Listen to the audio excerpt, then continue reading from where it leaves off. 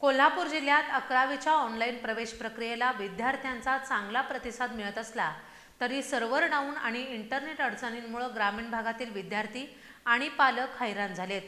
शिक्षण विभागानं यंदापासून संपूर्ण प्रक्रिया ऑनलाईन केली आहे, मात्र यामध्ये तांत्रिक त्रुटी आणि गती नसल्यानं मोठा मनस्ताप सहन करावा लागतोय। याच पार्श्वभूमीवर आता ऑफलाईन अर्ज भरण्याची मागणी जोर धरत आहे।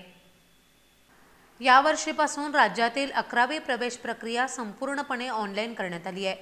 26 मे पासून प्रवेशाची वेबसाईट सुरू झाली असली तरी विद्यार्थ्यांना आणि पालकांना अर्ज भरताना प्रचंड तांत्रिक अडचणींचा सामना करावा लागतोय।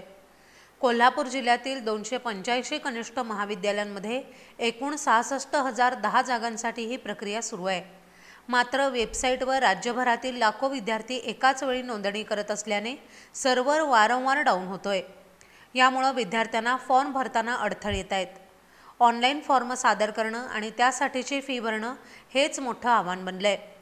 एक अर्ज भरायला 2 ते 3 तास लागतात अशी तक्रार अनेक पालकांनी केली आहे। ग्रामीण भागात इंटरनेट कनेक्टिव्हिटी हा मोठा अडथळा ठरत असून मोबाईल डेटा महाग झाल्यानं देखील पालक आर्थिकदृष्ट्या त्रस्त झाले आहेत।